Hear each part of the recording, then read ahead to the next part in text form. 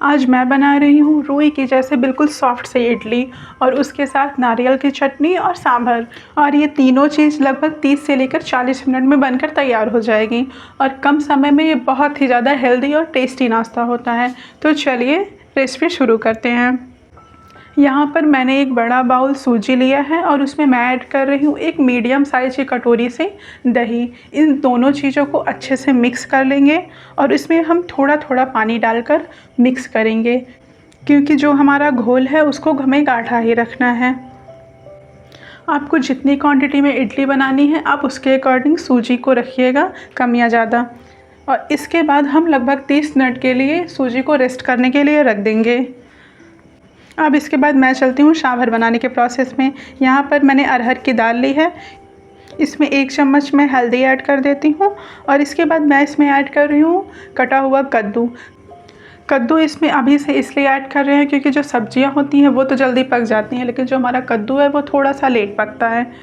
अब इसके बाद दाल को लगभग 3 सीटी आने तक पकाएंगे और फिर ये दाल हमारी ठंडी हो गई है तो मैं आपको निकाल कर दिखाती हूँ। ये सबसे पहले मैं इसमें से कद्दू निकाल कर दूसरे प्लेट में ट्रांसफ़र कर लेती हूँ और एक मैसर की हेल्प से दाल को बिल्कुल बारीक सा कर लेंगे, जिससे बिल्कुल जब हम सांभर बनाएं तो दाल बिल्कुल मिक्स ही रहनी चाहिए। ये दाल खड़ी खड़ी रहेगी तो वो अच्छा नहीं आता है। तो ये मैं आपको दिखाती हूँ कि बिल्कुल मिक्स हो चुकी है दाल। तो अब चलते हैं सांभर बनाने के प्रोसेस में।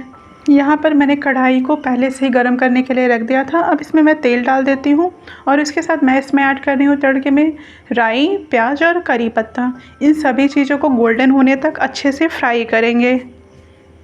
ये जो हमारा तड़का है वो गोल्डन हो चुका है, तो इसमें जो हमने सब्जियाँ काट के रखी है उसको भी ऐड कर देती हूँ। यहाँ पर मैं सबसे पहले इसमें डाल रही हूँ टमाटर। इसके बाद मैं इसमें ऐड कर रही हूँ कटे हुए आलू और थोड़ा सा प्याज, मिर्च और अदरक और परवल।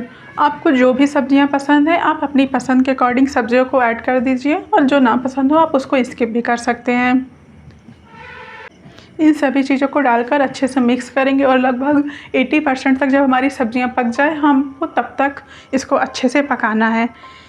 और इसमें मैंने थोड़ी सी हरी धनिया भी ऐड किया है। इससे क्या होता है कि जब वो तड़के में फ्राई हो जाता है तो वो देखने में बहुत ज़्यादा अच्छा दिखता है।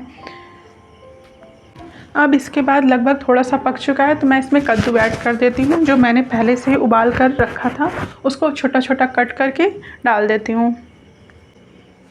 आप इस तरह से सांभर की रेसिपी बनाएंगे तो यह बहुत ही कम समय में बन जाता है और खाने में बहुत ही ज़्यादा टेस्टी होता है।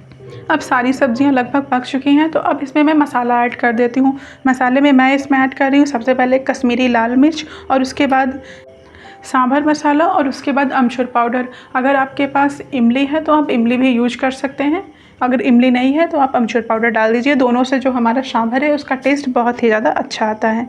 इन सभी चीज़ों को अच्छे से मिक्स करेंगे और फिर इसके बाद जब ये अच्छे से लाल हो जाए, हमारी सारी सब्जियां गोल्डन हो जाएं, तो इसके बाद जो हमने दाल पका के रखा था उसको भी ऐड कर देंगे और नमक भी आप अपने टेस्ट के अकॉर्डिंग डाल दीजिए। जो हमारा सांभर होता है वो थोड़ा सा पतला ही अच्छा लगता है, इसमें थोड़ा सा मैं एक्स्ट्रा और पानी ऐड कर देती हूँ। इसके बाद सभी चीज़ों को अच्छे से मिक्स कर देंगे और लगभग सांभर को 5 से लेकर 10 मिनट तक ही पकाएंगे, क्योंकि सारी चीज़ें हमारी पक चुकी हैं ऑलरेडी, इसलिए सांभर को अब ज़्यादा देर तक पकाना नहीं है। अब इसके बाद हम चलते हैं इसका तड़का बनाने के प्रोसेस में। तो इसके लिए मैंने एक पैन में पहले से ही तेल गरम करने के लिए रख दिया था। इसमें मैं ऐड कर रही हूँ थोड़ी सी करी पत्ता, राई और हरा मिर्च। इसके बाद इसमें और अच्छे टेस्ट के लिए मैं इसमें ऊपर से ऐड कर दे रही हूँ थोड़ी सी हरी धनिया और कश्मीरी लाल मिर्च पाउडर। इससे क्या होता है कि जो हमारा सांभर का कलर होता है वो बहुत ही ज़्यादा देखने में टेस्टी लगता है। इन सभी चीज़ों को अच्छे से सिर्फ 1 मिनट के लिए अच्छे से मिक्स करेंगे और जो हमारा सांभर बन के रेडी है उसमें ऊपर से तड़का दे देंगे।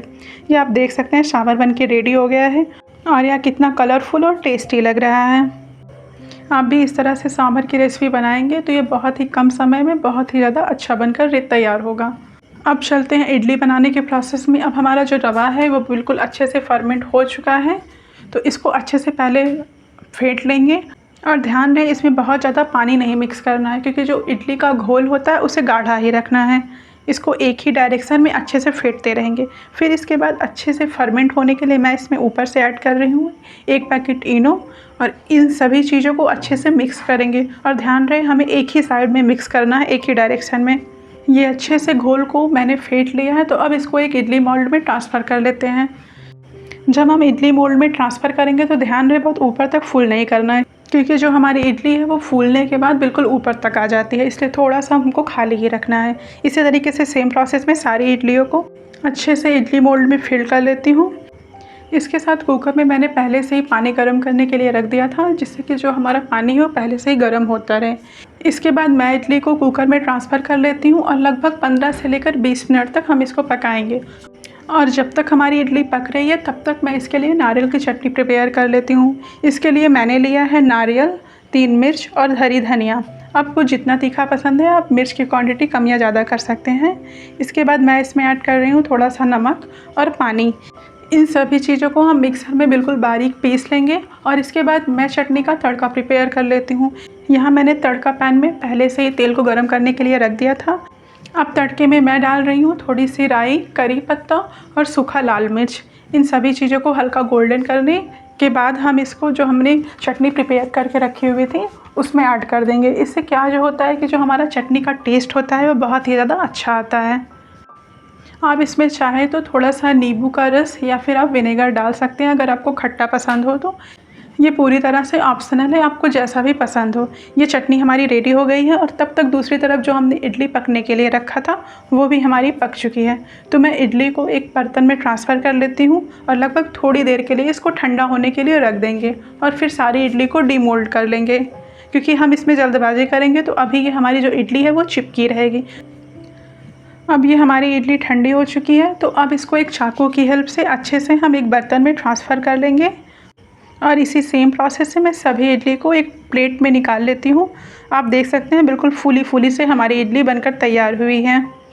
आप भी इसी तरीके से इडली बनाएंगे तो आपकी भी जो इडली है बिल्कुल फूली फूली रुई के जैसे बनेगी। मैं आपको एक तोड़ कर दिखाती हूँ, या आप देख सकते हैं कितनी ज़्यादा फूली हुई इडली बनकर रेडी हुई है। अब इसको मैं एक प्लेट में निकाल लेती हूँ। आपको मेरी यह इडली सांभर और नारियल की चटनी की रेसिपी कैसी लगी हमें कमेंट करके ज़रूर बताइएगा।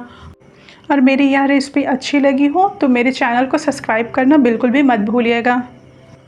Thank you.